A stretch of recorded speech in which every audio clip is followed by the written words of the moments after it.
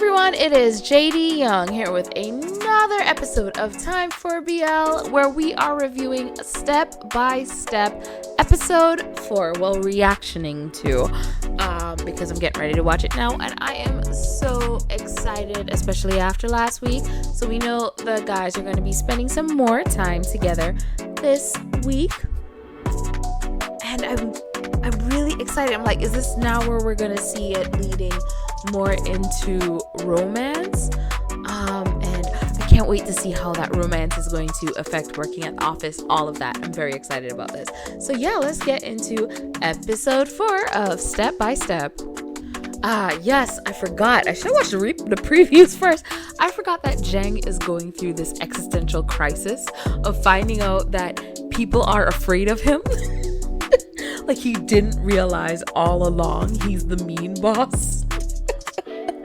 So yes, him going through this as well and trying to make this change in himself to be more approachable and more understanding, and thankfully punishing the creepy guy who was making passes at people and inappropriate comments at work. I wish he fired him, but at least he punished him. So I guess we get what we get and we accept what we can't get.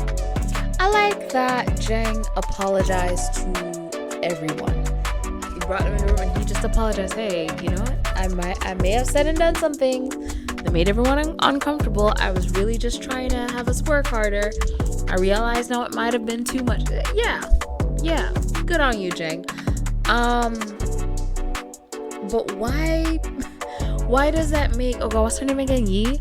Why does that make her uncomfortable? Yeah, I know why it makes her uncomfortable. She was used to having her own way. She can't have her own way anymore. And now the guy is nice. So what is she gonna hate him for? That's it. Okay, so hold on. I love though that Jeng offered golfing.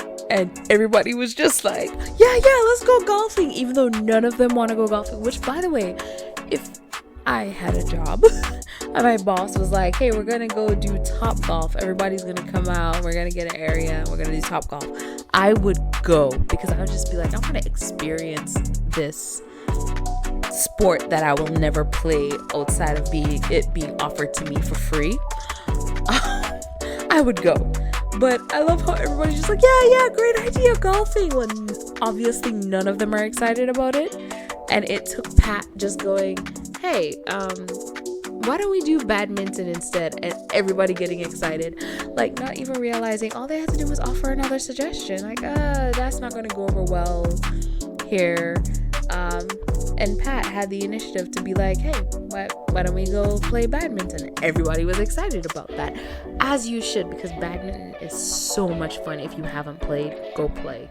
It's so much fun. And it's so fun.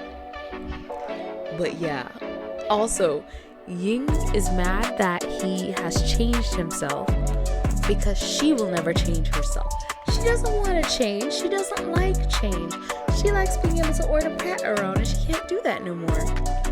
She don't want change. She wants everything to be same. The same as before. Of course she's upset. Oh my god. Is that the guy from Lovely Writer? Is that the other guy from Lovely Writer? The one who, oh god, was in love with Up's character as well, and did the video where he's crying to get sympathy, and because of that, Kyle's character and Up's character couldn't be together. Is that him playing one of the assistants? Because I'm staring, I'm like, he's really familiar, because I recognize the other guy because he was in Lovely Writer and he was the one who also wanted to be a writer. I recognized him right away from the second he showed up. But the other guy, I'm just realizing he was also in Lovely Writer. Oh my gosh. What, is everybody from Lovely Writer? Is Kyle have a role in this show? Is everybody coming over? Also, coming up with all these rumors, they're gossipers, of course. They like to gossip. and like trying to figure out, why is he so happy? Why is he in such a good mood? Maybe he's playing for sex workers. Like, really? That's where you're gonna go with that? That's what you gathered from this information? Goodbye. I am sorry that I keep harping on this. It might not matter to you, but it does matter to me. Again, we have another case of the darker skinned character is an antagonist. He is, trying to flirt with this girl, and you're interrupting him. He's trying to show how he's a big man, a rough man, and he's aggressive. Again, with the whole dark skinned characters can't be, or dark skinned actors aren't I'm tired of it. And I get it. Thailand has to kind of catch up with the fact that it's now, its entertainment is now becoming more and more international and internationally acceptable. And what is considered acceptable internationally or not acceptable internationally is not going to be the same as there. They still have skin lightening commercials, about products to lighten your skin, or even drink this water and it will purify you from the inside to give you clearer skin, aka whiter skin. That's not even fully over in the States. So how do you expect it for a country that shows in their media so much a preference for lighter skin? And if you're going, how do they show that? Just look at everything. It's very obvious. Actors who are mixed, or actors who aren't even Thai, they're actually Chinese or Taiwanese or Japanese, South Korean, but they were raised in Thailand, moved to Thailand when they were 3, raised their entire life in Thailand, are playing the Thai, characters, and culturally they are Thai. So it doesn't matter necessarily to me. It might matter more to someone who is Thai and wants to see themselves represented. And actors who are half Thai, half whatever, they are just as much Thai, and they're representing people there as well. It's just the idea that darker skinned Thai actors are given roles that it's you can play background characters, you can play the gangster henchman, you can't even play the lead gangster. The lead gangster has to be light skinned unless he gets murdered. That's the only way he gets to be dark skinned. You can play the swimmer who has no speaking lines, or you can hold the lights and do the sound engineering, anything behind the camera. It's just disheartening. And I mean, there's nothing we can really do about it as international fans, as long as Thai fans want it. That's kind of it. It's if Thai fans are cool with it and want it, it's going to continue to happen, because we as international fans, we don't really have a say in what is produced from a country's media, because that country's media. Even though a certain country gets a say in what's produced in American media, especially in movies, if they want international releases. I don't have to call any names. You should know exactly what I'm talking about. The camera work here, I don't know if it was done intentionally, but with them walking into Jeng's apartment, how the camera is shaky and stuff, it kind of gives a disoriented feel. And I'm are they trying to show that Pat is kind of disoriented and coming into his space and unsure and all that stuff? Or do they just have a shaky cam because someone's holding it and walking with it and they didn't have something to steady the camera? Which is probably what it was. Okay, so I'm gonna maybe sound stupid, I don't know, but I've been wondering if Jeng was into Pat, because it seemed at first more to be this is my subordinate who I think is an okay guy. But now in this episode, more and more, it's really more looking like I am attracted to you, but I cannot let it show. So, has he been giving him those looks the whole time, but I was blind? Did I not see until now? And now meaning the step scene where he Pat is at the top of the steps and he lets Jeng know he's ready, and Jeng kind of looks up at him, because I'm really noticing at this part the way he looks at him. It's like a flirty, I'm into you look. Has he been looking at him like that the entire time and I haven't fully noticed? Or is this around where Jeng is finally noticing Pat for the first time? Like noticing how attractive Pat is to him for the first time. Did he even notice before and he just kind of put it to the back of his mind because he knew it wouldn't work out because I'm going to be his boss? Like, questions. We don't even get to see what happens at the event. We just get to see them both in some nice ass suits, and that's the end of it. I was hoping to see them walk in together, being all awkward, drinking champagne together. Something. That's all we get. Just them in some. And that suit looks nice on Pat too. The way it came in on his waist. Oh God. I'm loving slurry waists more and more. Listen. The actor. The one was like, I'm Tootsie. Him. That actor. I feel like in Lovely Writer, where they say he's the right amount of gay, and in this one he's playing a more feminine character. And then he's like, you're the only one who's noticed.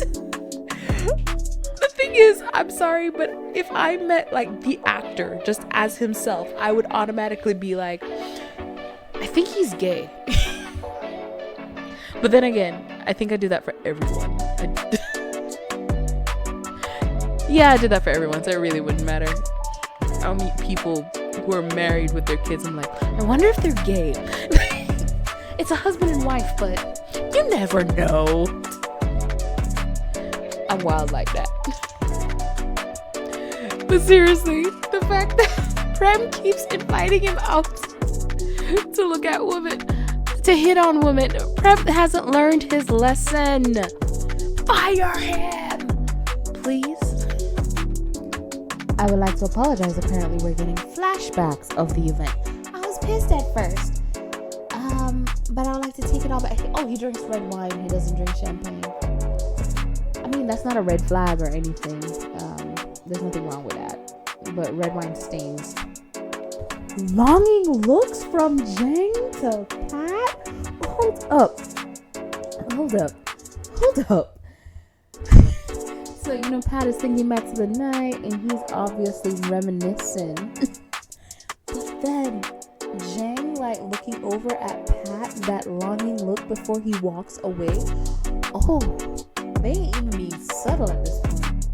I cannot wait for the relationship to start, because I know they're probably going to be worse than Gun and Cher, but it's probably going to be also them we're not going to be obvious because we're at an office.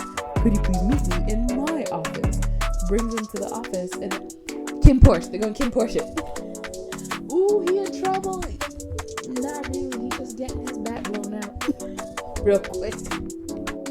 So I am discussing work-life balance versus work-life integration, seeing as I stay home with the person who works, my husband. And what he has said is the term work-life integration versus work-life integration versus work-life balance sounds like, I don't even want to repeat it, but he said, would you like, can you say it, please? I can't say that word. I don't curse on my podcast, but you do. So you can do the cursing for me. You can do the cursive. So work-life balance, work-life integration. How do you compare it, sir? I said it's like saying eating, shitting balance versus eating, shitting integration. Like the shitting part is a byproduct. Like you don't want to shit, and you definitely don't want to integrate it with your eating. You want to eat. The shit is just a byproduct. And that is his take on work-life integration. What is Jen's take? He thinks it should be... I can't even. Also, when did that conversation happen? Did it take place after the function where he ran into his ex? Or his ex was a speaker at that function? Is that what we're seeing? And is Nan now gone? You know, his older sister at the job, the only person who knew he was gay at first. Is she now gone? Like, I can't recall the last time I've seen her. Where's she at though? Is this dude about to replace Nan to be his confidant and his older work co-worker who's there for him? So Put knows where Pat works. He now has Pat's number, and he wasn't even supposed to know Pat was in the country. How bad was the breakup / everything that put Pat through? Put. Again, their names would like be the perfect couple name, Put Pat. But obviously Put messed up and hurt Pat, because Pat it's not even just a breakup rate, because I've seen my exes, like we ran into each other at events, we run in the same circles. Some of my exes and I were still friends, some of us we are nothing. But we still see each other as just like a hey and move on. Or, you know, I'm not running away. Like, oh my God, my ex is here. I once had to work with mine of my exes. Like, I started at a job and we ran into each other and we're like, oh, you work here? Like, yeah, you work here. Yeah. Good seeing you. We just like walked in different directions and we had to see each other because we were in the same section. It was like an office, so we're in the same like section every day, but thankfully we were on different teams, so we never actually had to like conversate for anything. But it was still like, yo, why? But we were good. Like, you know, again, didn't have to run away. My boy Pat is running away. What did Put do? We're gonna learn, I'm sure, but I'm so curious. Remember, guys, don't let the fact that your crush has a boyfriend stop you from shooting your shot. I was joking. Don't do that. Don't do that. Even if you think you have a chance, don't do that. If they are not meant to be, it will happen when it happens. You don't have to push it along. Remember, how you got into that relationship could also be how you got out of that relationship. Don't forget, children. I'm sorry for calling you children. Just draw on your crush's forehead so they know that they're a work of art. Okay, A is a bad friend for this. She is a very bad friend for this. Like, she should have made it clear to Put, like, yo, you cannot use our personal lives to threaten our professional lives. Like, oh my gosh. And him even doing that just shows he must be a real asshole. He has to be a huge asshole. Like, to do something like that, to threaten someone professionally in order to get a number of someone who doesn't want to talk to you, because if they wanted to talk to you, they would have given you their number. Oh gosh, is he a stalker? I mean, he sent the flowers to the job, now he's calling. Oh, block him. Change your number. Better yet, just change your number. It's a lot of work, but just do it. And just have A tell him, no, he still has the same number. I just stole my husband's oranges. He peeled them for me. himself, and I'm like, ooh, I want oranges. So he gave me his. Get you a man who gives you his food. But what I was going to talk about, so she apologizes, and she also says that she thinks she might be pregnant. She hasn't had her period for 2 months. Why was she getting wasted at the party? The party wasn't 2 months ago, was it? Oh my god, actually I remember not knowing I was pregnant, and I did get wasted.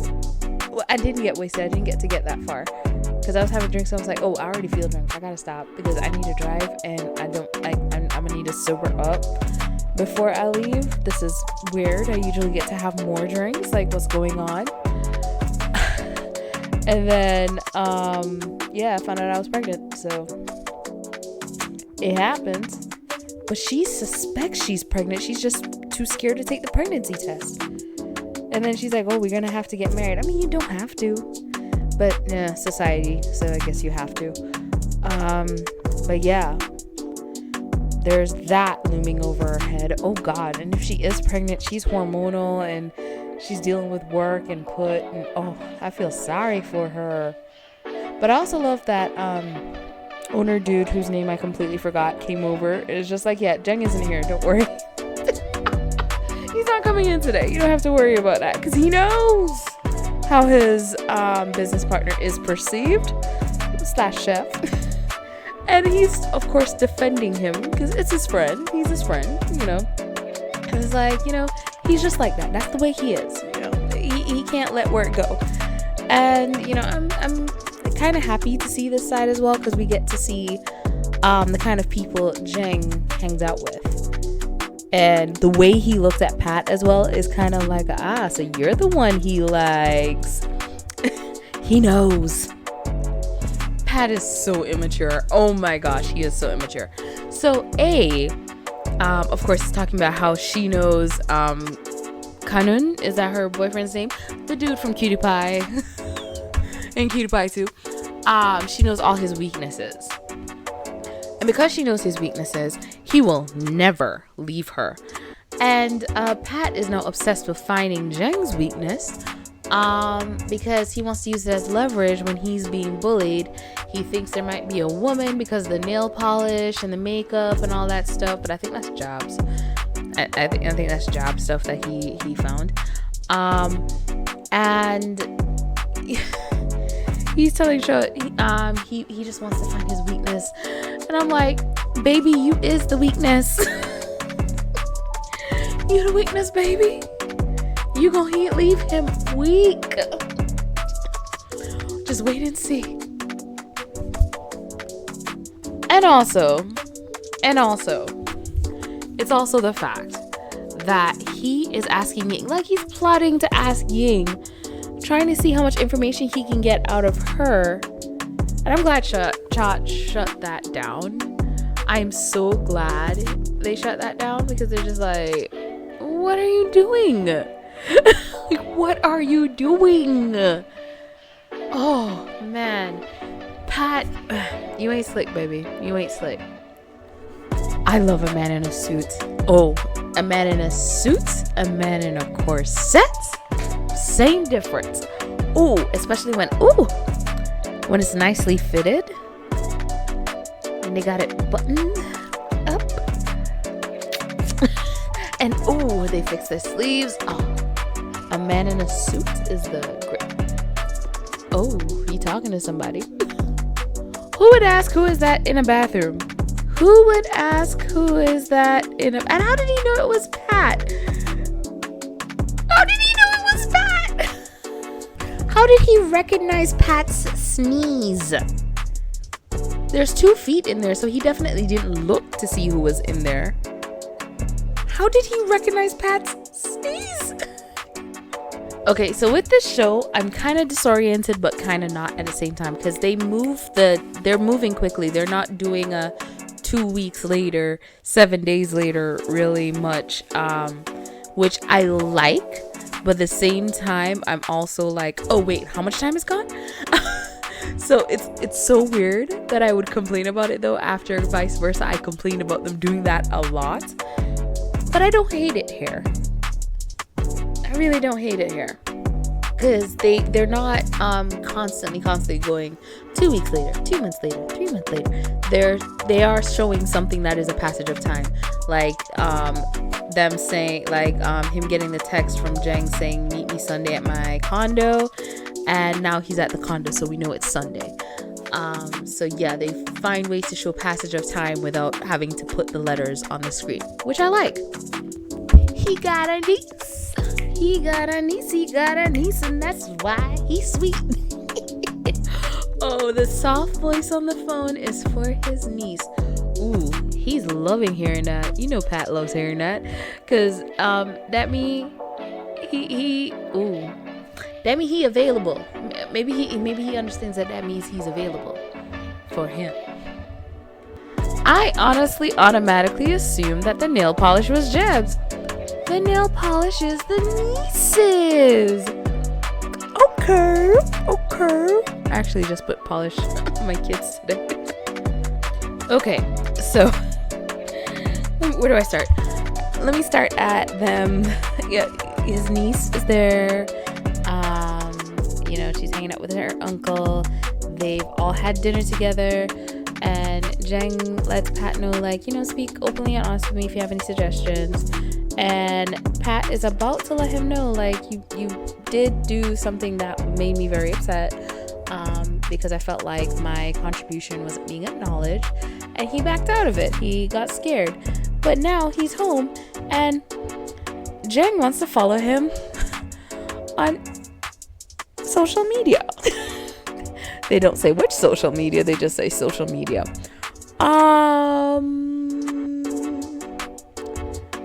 Okay. What would I do if I was working and my boss just started following me? Actually, I do have a boss that started following me online. He still follows me. It's so interesting, him and I, because he's a former boss. But it's like one of his requirements. Everybody had to follow each other on social media to help promote each other and uplift each other, because we were all, in sales, and you want to show that you support your fellow sales associates, so that when people look on our social medias, they can see that we are a team, that kind of thing. And it made me so uncomfortable, because I had some political things on there, and I was like, I'm probably gonna have to take my political things down, especially since his politics and my politics are completely different. But he appreciated my political posts too. He's like, no, there's going to be people who align with your political views and are going to want to buy from you because of your political views. Keep it up there. That's the way he looked at it. He was just so open to, I don't give a damn what you believe, as long as you make sales and you don't hurt my business. And you couldn't be anti-vax. Like, this man, he believed in a lot of things that I was like, but he was not anti-vax. That was the one thing he was like, nope, vaccines save lives. We're not gonna do that. If it came to something medical, he's not messing around with that. He's like, no, we're not doing the medical stuff, but some other stuff. But he's actually a really nice guy. That's the only one. That's the only boss that follows. And he still follows my social media, even though I'm no longer a sales associate with him. Because if I ever get back in the game, I'm not doing it though. And you either have to do one of two things. You either have to confirm them following you or leave them in limbo. I have so many people. Oh, he did delete? I would never be brave enough to do that. I would just leave them in limbo. Oh, I didn't notice. I am not deleting nothing.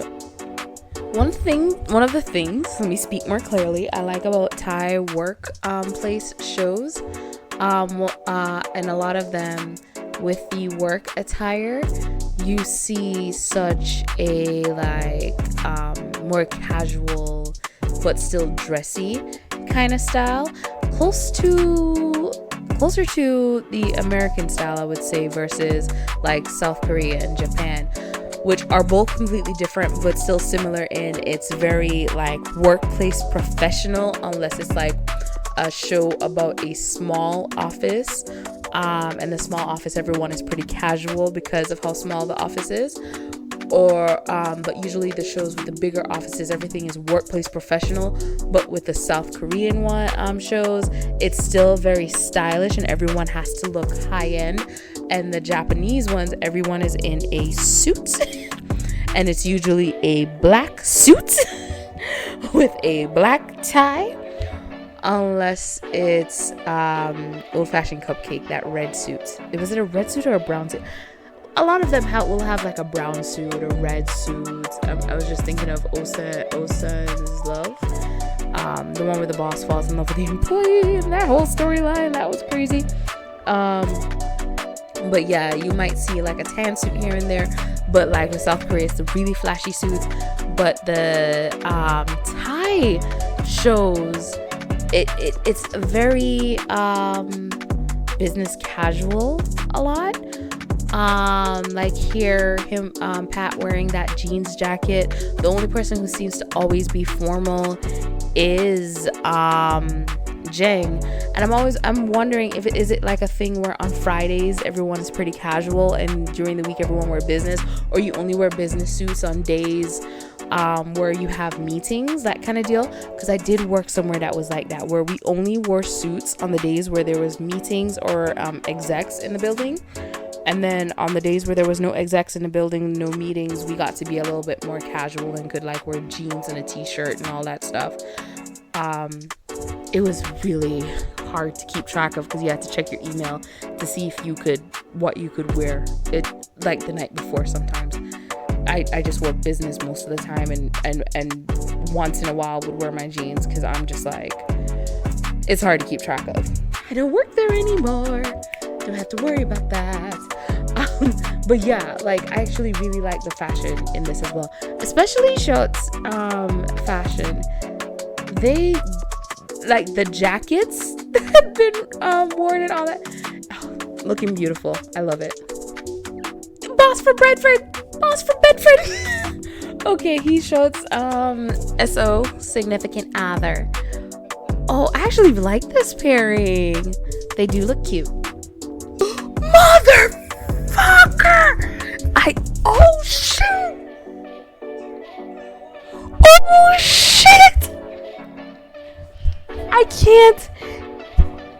I can't press play. I'm having secondhand embarrassment. He posted in the work chat instead of sending a private message. Oh my gosh. Yo, remember in Sota's S where what is her name again?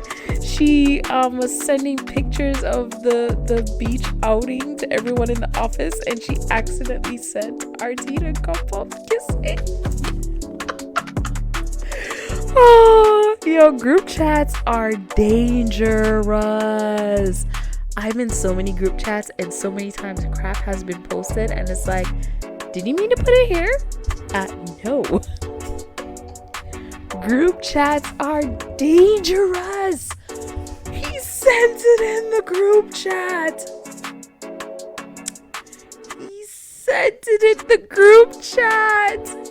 I can't. Everybody's seen it. Oh, and he said, come meet me at my office. Everybody's like, yo, he's fired. This motherfucker is fired. Oh, he about to overthink it. I overthink everything. Okay, I overthink everything in my life. It could be the most minuscule thing. I'm like, but if I do that, then this is gonna happen, then that is gonna happen, then that is gonna happen, and then the world will end.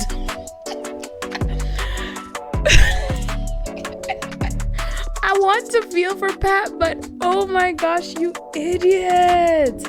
Always check, double check who you're sending it to. Triple check. What am I talking about? I've made the mistake too. I don't even know what I would do in this situation. Like, I can't even go any further. I'm just at the part where Jengs comes in and takes his jacket off. Imagine. I was about to go totally in a different direction. Imagine if he rips his jacket off. Like, just give me a second here. Takes his jacket off. And just like, I can't hold back anymore. And then just starts ripping off. I just realized I'm talking into the wrong side of the mic. He just starts ripping off Pat's clothes. I mean, they got the office to themselves and a great view looking over the city. That is the place to get boned by your boss. I'm gonna just start cursing on these. I need to get as comfortable as my husband is on a mic, just cussing away. That man, I mean, that's how he is in life. He's just a cusser. I'm trying to get on his level. I don't cuss on mics, I cuss in life. Jeng is too understanding. This is an issue, sir. You're way too understanding. Can you be? No, I like not having a. No, do I? How much would he pay me? I'm contemplating. Can I get an application? I just need. Do I need to know Thai? I can work with your international clients. A boss that apologizes? Oh my god. Hold up. The woman on the screen, is she the actress who played the manager in War of Why, the War of Managers one? Is that her? It looked like her. Is it her? I can't. They're both like pretty women with long necks. So I can't. But they look. Is it her? I mean, it's a possibility because War of Why was like a mixture of people from a bunch of different companies, and if she's like a freelance, or if she's just with a company that she gets to go audition for anywhere. I am so. Am I invested? I guess I'm invested.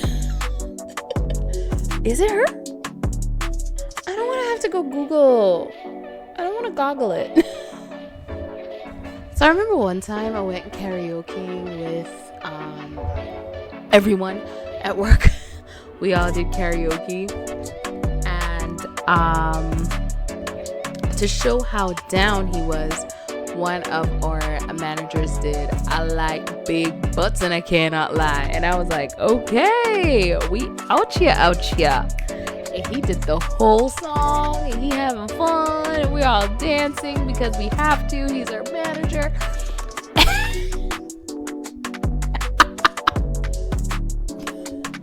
The singing didn't even start yet for me, and it was exactly what I thought it was gonna sound like. And of course, you gotta pretend it's amazing because he is your boss. Just sing along with him. Somebody get him on track. Somebody get him on tune. Somebody, anybody, everybody, scream. He is trying so hard to be relatable. He should have just invited everyone to his restaurant for a free meal. Yo, he is trying so hard. I think that singing gives me permission to get drunk at this work function. Also, what I really wanted to talk about, but then I saw karaoke coming and I was like, hold up, let me watch this. The fact that whoever that other manager was, the marketing manager, it was just automatically like, yeah, let's not put this in the rookie's hands.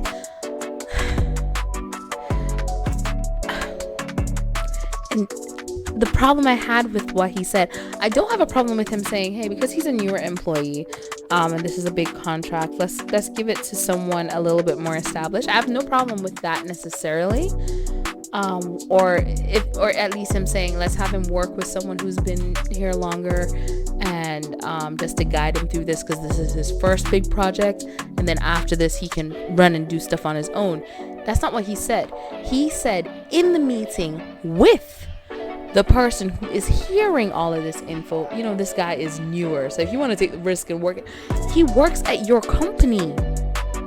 Why would you do that? You asshole. Wait till the client is gone and then have that conversation with Jeng. Like, hey, are you also going to be working with him? Because this is going to be his first big project. Are you going to be guiding him through it?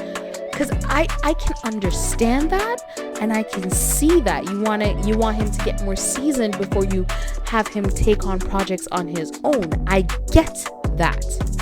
But what he did was out of pocket and out of order. How dare he? Oh my gosh. I want to slap him. I I can't because he is an actor and he is playing a correct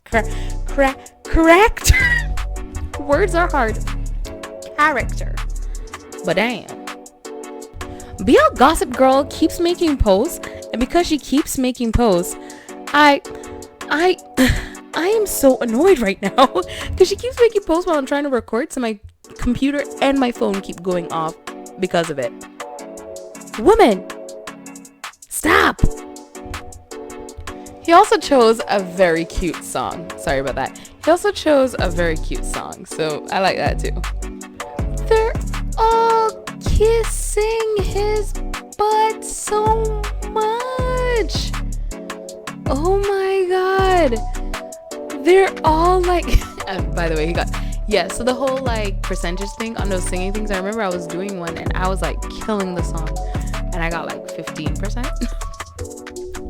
Or it wasn't 15%, it wasn't that low, but it was a low percentage. And then I did one where I was like, okay, because they were like, you have to follow like the lines and stuff.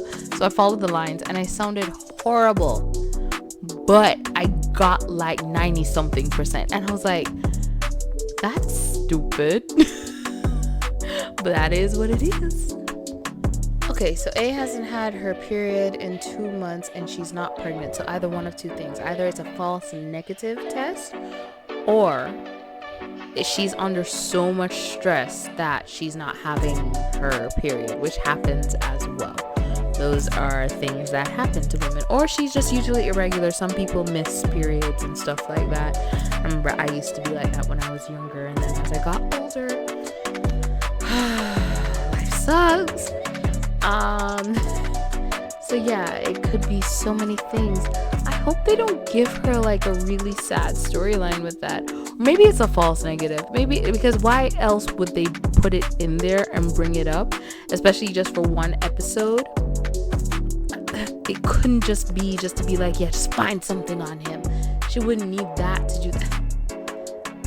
If that is only brought up for this episode, I'm gonna call that bad storytelling. So maybe it's like a false negative and she's just not gonna know she's pregnant until she's like 7 months pregnant and all of a sudden the belly pops out, because that happens too. There's people who don't know they're pregnant and nothing is showing. They're living their life, everything is good, and then once they realize they're pregnant, the belly just pops out of nowhere. It's like, oh, okay.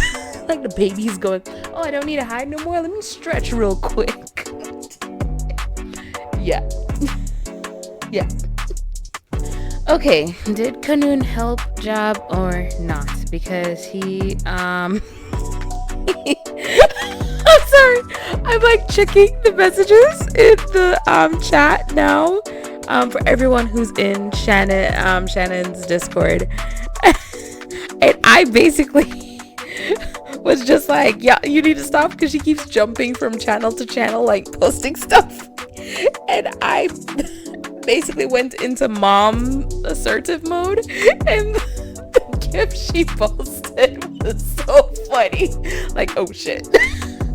But yeah, Kanoon, what he did for Job, was it a good thing or a bad thing? Because he told Jen to, hey, you might want to back off, because the person he likes might get the wrong idea.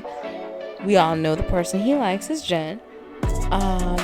Did he do the right thing?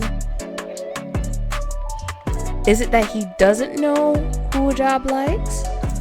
Or is he trying to help Job out, like, hey, if he's away from you, it'll help the feelings go away? What is the situation? I don't know. I do not have a clue. This is turning into a long ass episode. I'm talking too much. Let's finish out the show. Oh god! Alright, so Jeng actually called Miss Nadia, worked it out so that Pat could lead the presentation. So Pat has his first big presentation, which is awesome, and he has promised that the team will be there by Pat's side to help him through it. And the next day, everyone at work finally realized that Schultz is gay, which okay, yay. Never assume someone's sexual identity. Good on them. But some things were just obvious. but we never assume someone's sexual identity, so thank you for that, I guess. And then now I had to pause because Jeng leans into Pat and goes, "Have you met my girlfriend yet?" Yo, sir, stop. He brought back up the group chat. And what was it? Oh God, that group chat getting people in trouble. Also, someone had pointed out online, which I'm noticing more, I'm actually paying attention to more, about how the actor who plays Pat, his hair changes. He has a fresh cut, then he doesn't have a fresh cut, which shows that they, of course, shot it out of order, because shots are done based on, you know, when you have the plays, who can be there when, you know, how you do scheduling and stuff. But his haircut is different in the same episode, and I'm noticing now I'm actually paying attention to it because I've gotten so used to it. I'm just used to it now in so many shows, how the haircut just changes. Like, I remember watching this one show, and it was like the season finale, and then the next season is supposed to pick up like a couple days later, and one guy had a fresh haircut. No, he had a fresh haircut at the end of the season, and then his hair was all grown out at the beginning of the next season. And I was like, so what was this, like a year later? A couple months later? How far apart was it? Y'all couldn't just cut his hair? Y'all could, nobody could get this man a trim? Or a good example as well is Until We Meet Again with Bunzi.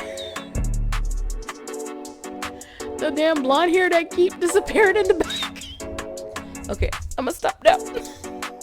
It's shaved, then it's not shaved. It's shaved, then it's not. It's grown out, then it's not grown out. Okay, so Jeng had to have noticed that Pat was happy to hear that he's single. If he didn't notice, he had to have noticed. These two must be feeling each other. They have to be. Yeah, he likes him. He definitely likes him. Oh, something else going on though. Okay, so I was right. It is Jarb's perfume. It is Jarb's. Okay, so he did go to Jarb's room. Okay. That has been settled for me now. So I guess we're gonna finally learn about the connection. Because now I'm wondering if Jarb and Jeng are actually cousins instead of brothers. I should just keep watching to find out, huh? Okay, so they are brothers, and I really need to talk to my husband to see how he feels about this trope, because I still think it's like one of my favorite tropes in BL. The brothers are both gay. You know, it'd be interesting, a show where like the brothers who the parents like assume are straight are the ones who bring men home, and the one brother that are like, oh, this is our gay son, we know it, but he just hasn't come out yet, is the one who comes home with a girl. Does that already exist? If it does, like, imagine Kin Porsche, like Tong, Kim, and Kin, the person whose name, and I said Tong instead of Kun. Tong Kun. So yeah, Kun, Kin, Kim.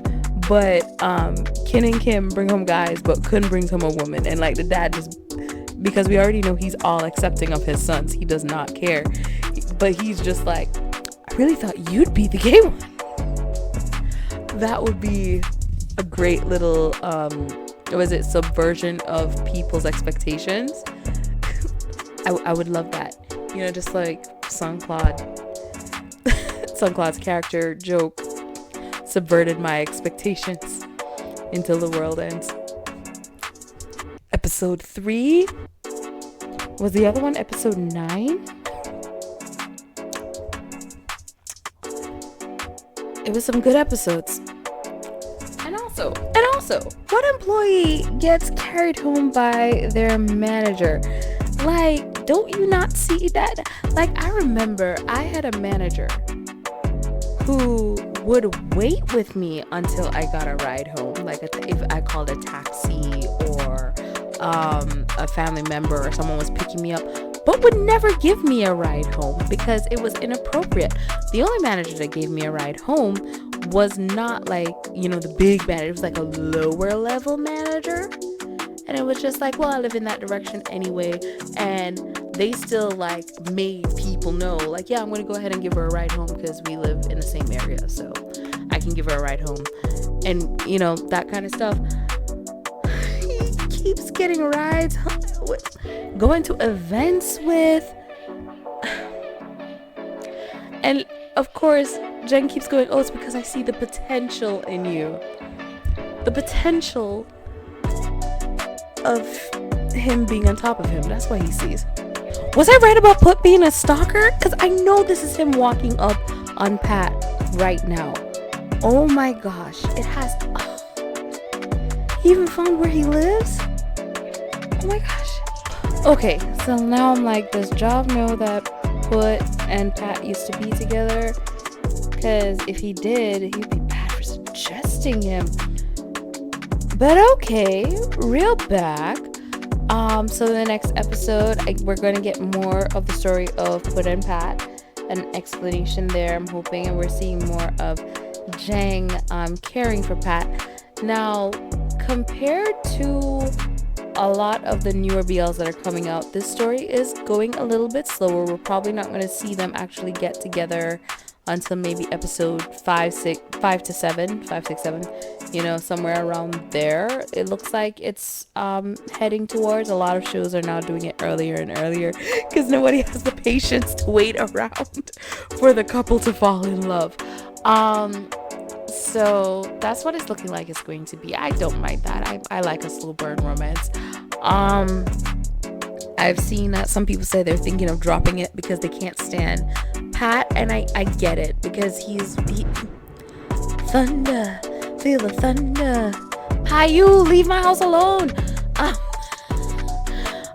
I get it, because not everyone wants an immature main character, but that's kind of one of the things about it. It's supposed to be like the immature guy versus the mature guy, and they're falling in love with each other. So I don't mind it because I see the direction that they're going with it. But ask me, no. Another thing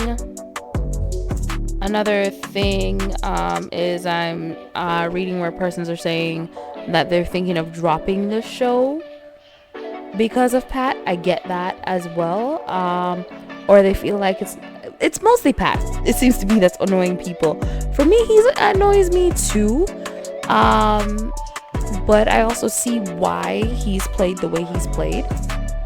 Him being a more immature really helps to emphasize the age gap between them, and this is an age gap romance. So I see it. I understand it.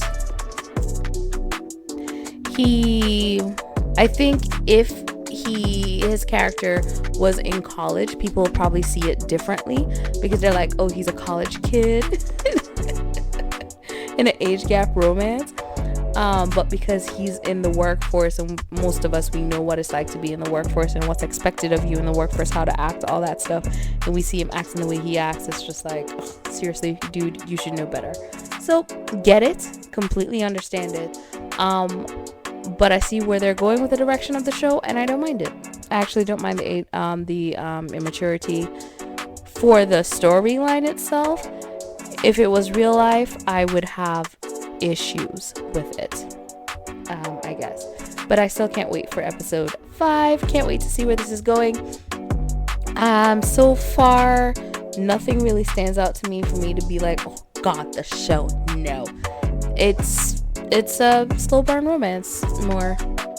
I don't mind. They get a lot of stares going at each other. I don't mind.